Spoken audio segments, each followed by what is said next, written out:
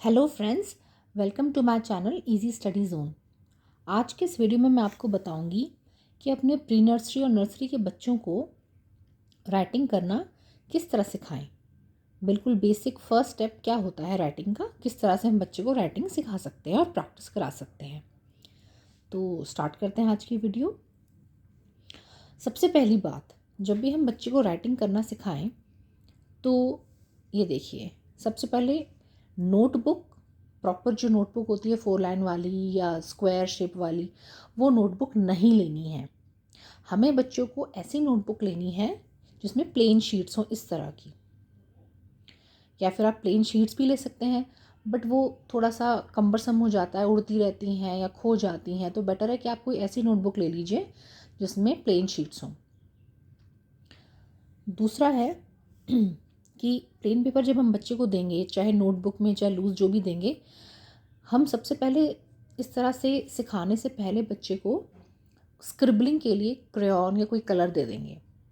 तो इससे क्या होता है, बच्चे की हैंड मूवमेंट और हैंड जो क्रेयॉन को पकड़ने का तरीका, हैंड के स्मॉल मसल्स की पावर, ये सब इस सब में काफ़ी इम्प्रूवमेंट होता है जब बच्चे इनिशियली स्क्रिबलिंग करते हैं। चाहे वो ऐसे ही कुछ भी स्क्रिबल करें या फिर कुछ फिगर्स में कलर करें, तो मेक श्योर कि आपका बच्चा पहले ये सब कर चुका हो। तो काफ़ी सारी स्क्रिबलिंग वगैरह करने के बाद हम बच्चे को क्रेयॉन्स दे सकते हैं ऐसी प्रैक्टिस करने के लिए, या फिर पेंसिल दे सकते हैं। तो हम स्टार्ट करते हैं। सबसे पहले जब राइटिंग का जो बेसिक होता है वो होते हैं हमारे स्ट्रोक्स। सो हमारे 10 टाइप्स के स्ट्रोक्स होते हैं राइटिंग में, 10 टाइप्स के स्ट्रोक्स होते हैं, मैं आगे बताऊंगी। तो सबसे पहले हम प्रैक्टिस कराना शुरू करेंगे इस तरह से।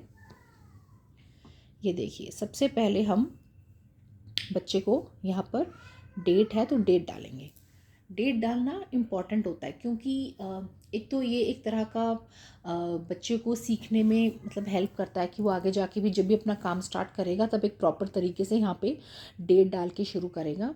दूसरा, एक रिकॉर्ड रहता है कि आपने बच्चे को कब करना शुरू किया था, कब मतलब स्टार्ट किया था पढ़ाना, राइटिंग कराने के लिए, उसकी अभी तक कितनी इम्प्रूवमेंट हो गई है, वो रोज़ प्रैक्टिस करता है कि नहीं, अगर गैप आए तो कितना, मतलब बहुत सारी इंपॉर्टेंस हैं डेट्स की। तो मैं आई ऑलवेज़ मेक श्योर कि जब भी मैं बच्चे को पढ़ाने बैठूँ या लिखाने बैठूँ तो डेट ज़रूर डालूँ। तो डेट डालनी है।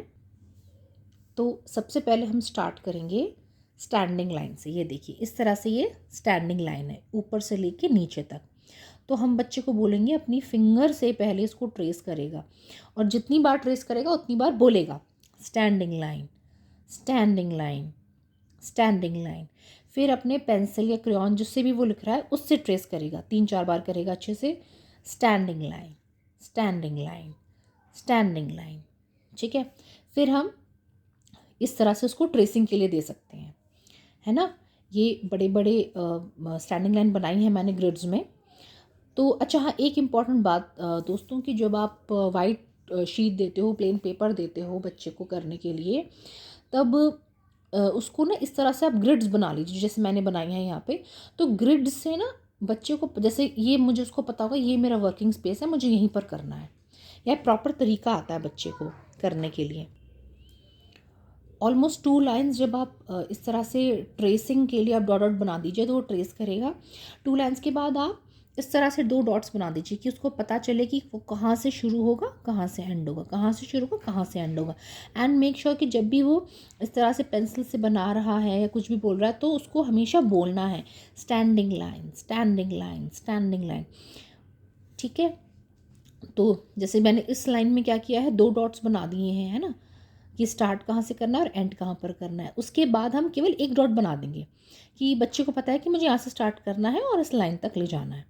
ठीक है, तो आप जैसे एक दिन आपने स्टैंडिंग लाइन सिखाई तो आप मेक श्योर करें कि एटलीस्ट 2 दिन तक उसकी प्रैक्टिस करें। जैसे एक दिन इस तरह से करा दीजिए, है ना, और नेक्स्ट डे इस तरह से करा दीजिए। ये पूरा जैसे ग्रिड बना दिए मैंने, पहले बॉक्स में मैंने लिख दिया कि इसमें स्टैंडिंग लाइन बनानी है, बाकी वो स्टैंडिंग लाइन फिर बच्चा खुद बनाएगा। इस तरह से डॉट्स बना दीजिए ताकि बच्चे को पता हो कि कहाँ से स्टार्ट करना है।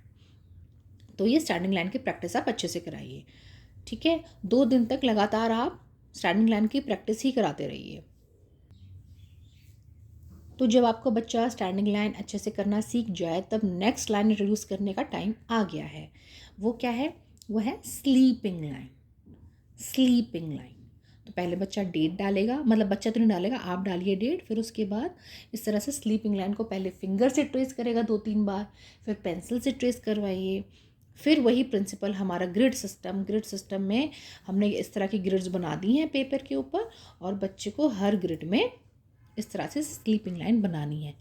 देखिए, पहले 2 रोज़ आप स्टार्ट वाला और एंड वाला डॉट्स बना दीजिए, और फिर अगली बार से नेक्स्ट रोज़ में मैंने देखिए केवल एक एक डॉट बनाई। तो बस बच्चे को यहाँ से स्टार्ट करके इस तरह से ले जाना है।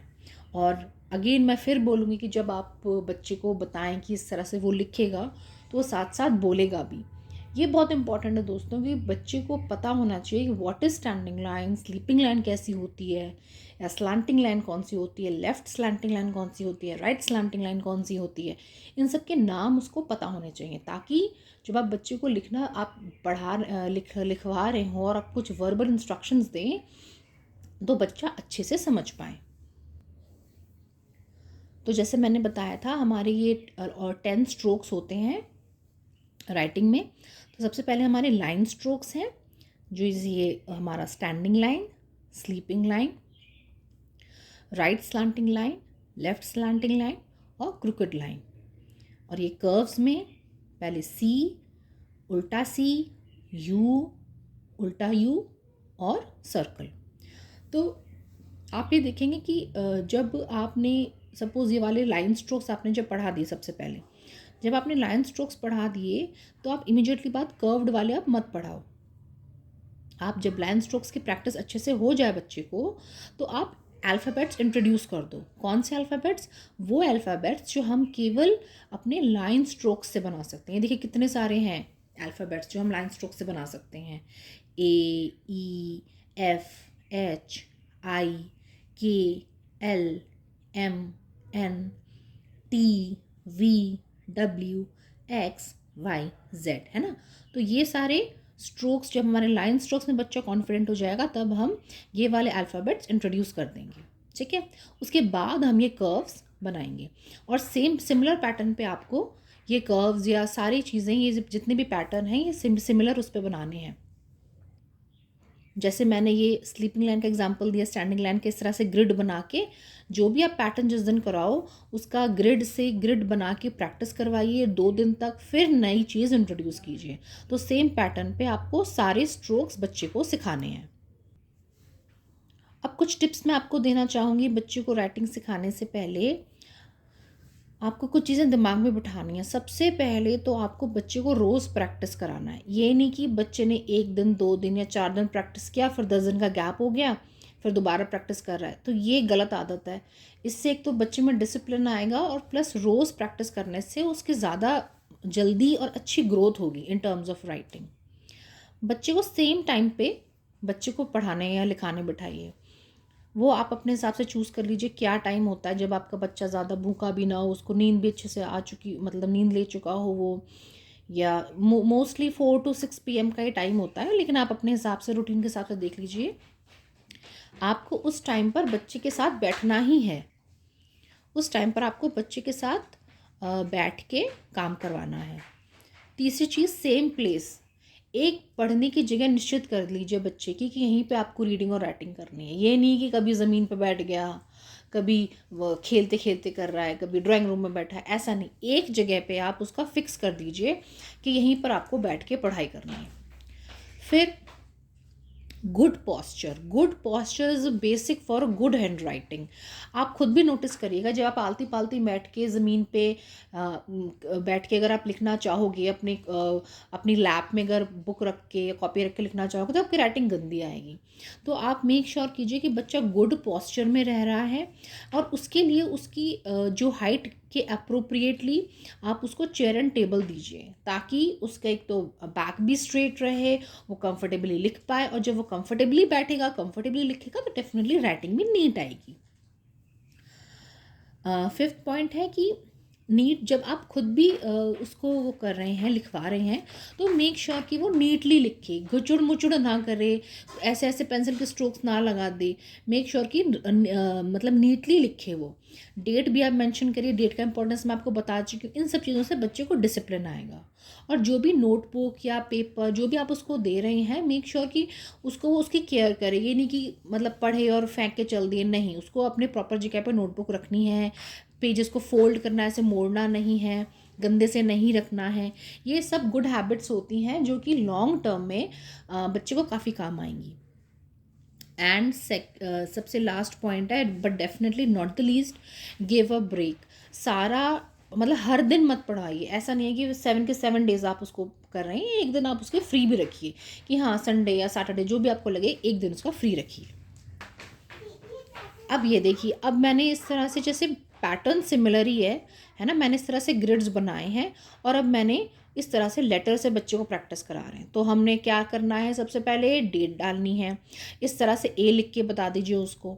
फिर एक एप्पल या कोई भी फिगर सिंपल सी वो बना दीजिए। तो उसको बच्चे को क्या करना है, इसको पहले तो फिंगर से ट्रेस करेगा, फिर पेंसिल से ट्रेस करेगा, है ना, और इसमें कलर करेगा, तो उसका इंटरेस्ट भी बना रहेगा। फिर प्रैक्टिस के लिए देखिए, पहले आपने डॉटेड लाइंस बनाई, वो प्रॉपर ट्रेस करेगा, है ना। फिर केवल गाइडेंस के लिए डॉट्स बनाई हैं, ऐसे ट्रेस करेगा। फिर केवल एक एक डॉट बना के बच्चे को दो कि उसको पता चले उसको कहाँ से राइट करना है। एंड यहाँ पर भी जब बच्चा कोई भी चीज़ लिख रहा है तो उसको बोलेगा कि ये ए, इस तरह से। कोई भी जब एक लेटर हम इंट्रोड्यूस करते हैं या कोई भी पैटर्न इंट्रोड्यूस करते हैं तो मिनिमम 2 दिन तक हम उसको प्रैक्टिस कराएंगे। तो एक दिन वैसे वाली प्रैक्टिस करा दी, ये सेकंड डे का पेज है। डे 2 में आपने ऊपर लिख दिया ए, ट्रेसिंग के लिए बना दिया, फिर पहले गाइडेंस के लिए डॉट्स बना दी हैं, फिर केवल स्टार्टिंग डॉट्स बना दिए। तो ये बच्चा जो है लिख के पूरे पेज पे प्रैक्टिस करेगा। जैसे आपने ए सिखाया जिस पैटर्न पे, उसी पैटर्न पे आपने बी सिखाना है कि 2 दिन प्रैक्टिस करानी है। जब बच्चा ए और बी दोनों लिखना सीख जाए तो इस तरह से कंबाइंड शीट बनाइए कि ए लिखना है बच्चे को, फिर बी लिखना है, और इस तरह से गाइडेंस के लिए डॉट्स बना दीजिए। ये देखिए, जब बच्चे को ए बी सी डी चारों लिखना आ जाए तब उसके बाद आप इस तरह से शीट बनाइए कि ग्रिड में सबसे ऊपर आपने लिख दिया ए बी सी डी और फिर बच्चे को नीचे ग्रिड्स में लिखना है। तो ये एक तरीका है कि जो भी अल्फ़ाबेट्स हम सिखाते हैं राइटिंग के लिए, उनको हम कुछ सेट्स में डिवाइड, 3 सेट्स में डिवाइड करते हैं। सबसे पहले सेट में वो वाले लेटर्स हैं A B C D E F G H, 8 letters, ये 8 लेटर्स हैं एच तक। उसके बाद जैसे ए बी सी डी, जैसे मैंने बताया है ना, 4 ए बी सी डी लिख के पहले ए बी सी डी में वो करवा दीजिए, फिर ई इंट्रोड्यूस करो, 2 दिन एफ इंट्रोड्यूस, फिर जी इंट्रोड्यूस, फिर एच इंट्रोड्यूस, फिर ई एफ एक दिन प्रैक्टिस कराओ, अगले दिन जी एच प्रैक्टिस कराओ, उसके बाद ई एफ जी एच प्रैक्टिस कराओ। इस तरह से धीरे धीरे चलना है। तो इस तरह से हमने सेट्स बना दिए, ए से लेकर एच तक, ठीक है, आई से लेकर पी तक और क्यू से लेकर जेड तक। तो जैसे बच्चा ए से लेकर एच तक करना सीख जाता है, पहले सेट के बाद टाइम आ गया है कि हम नंबर्स इंट्रोड्यूस कर दें। सो नंबर्स भी जब हम इंट्रोड्यूस करेंगे तो सिमिलर पैटर्न पे करेंगे, ग्रिड सिस्टम में करेंगे। जैसे सबसे पहले यहाँ पे हमने 1 लिखा है, ONE 1, और यहाँ पे कोई एक चीज़ की आप फिगर बना दीजिए जो बच्चा कलर करेगा, ठीक है। अगेन सिमिलर पैटर्न पे बच्चा करेगा, कैसे, पहले फिंगर से ट्रेस करेगा, फिर पेंसिल से ट्रेस करेगा 2-3 बार, फिर इस तरह से नीचे लिखेगा। फिर जिस तरह से मैंने ए और बी की कंबाइंड शीट बनाई थी, जब बच्चा 1 और 2 लिख लेगा तो इस तरह से 1 और 2 की कंबाइंड शीट बनाइएगा, है ना, पूरे पेज पे 1 1 1 1 1 1 1 और 2 2 2 ऐसे करके। जब बच्चा 1 2 इसी पैटर्न पे जब 1 2 और 3 और 4 लिखना शुरू, मतलब 3 और 4 ऐसे पेयर्स में उसको कराते रहिए। जब 1 to 10 लिखना शुरू हो जाएगा उसके बाद हम इस तरह से बच्चों को प्रैक्टिस कराएंगे कि यहाँ पे हमने लेफ्ट हैंड साइड पे नंबर्स लिखे हैं और बच्चे को देख के कॉपी करना है। तो जब भी हम नंबर्स इस तरह से ऑर्डर में लिखते हैं ना, तो हम ऐसे ऐसे ऐसे नहीं लिखते, हम हमेशा नीचे लिखते हैं। तो बच्चे को इससे थोड़ा सा आइडिया रहता है कि 1 के बाद 2 आ रहा है, 2 के बाद 3 आ रहा है, 3 के बाद 4 आ रहा है। तो इस तरीके से हम बच्चे को रोज़ प्रैक्टिस शीट्स दे दे के हम अच्छे से रीडिंग और राइटिंग, बेसिकली राइटिंग सिखा सकते हैं। और अगर आप इस पैटर्न पे चले और रोज़ प्रैक्टिस करे बच्चा, तो मतलब 1 to 2 या फिर 3 मंथ्स में बच्चा काफ़ी अच्छा लिखना सीख जाता है। कुछ बच्चे जल्दी पिकअप कर लेते हैं, कुछ बच्चा लेट पिकअप करते हैं, तो मतलब डिपेंड करता है बच्चे पे। बट इस तरह से अगर आप सिखाएंगे तो बच्चा अच्छे से लिखना सीख जाएगा। एक बार जब इस तरह की ग्रिड सिस्टम में अगर वो लिखना जब सीख जाता है, उसके बाद हम 4 लाइन की कॉपी या स्क्वायर जो मैथ्स की होती है, फिर हम वो इंट्रोड्यूस करते हैं। तो मैं अपने नेक्स्ट वीडियो में 4 लाइन की कॉपी को किस तरह से बच्चे को हम इंट्रोड्यूस करें, उसमें कितनी लाइंस होती हैं, किस लाइन का क्या पर्पस है, या जो भी मैं बेसिकली 4 लाइन की कॉपी पे प्रैक्टिस करना अगली वीडियो में बताऊंगी। अगर आपको कोई सजेशन हो या आपको किसी और टॉपिक पे वीडियो चाहिए, आपको कोई क्वेरी हो, तो आप मेरे कमेंट बॉक्स पे अपनी क्वेरी डाल सकते हैं। मैं डेफिनेटली आंसर करने की कोशिश करूँगी। सो नेक्स्ट वीडियो तक के लिए बाय बाय।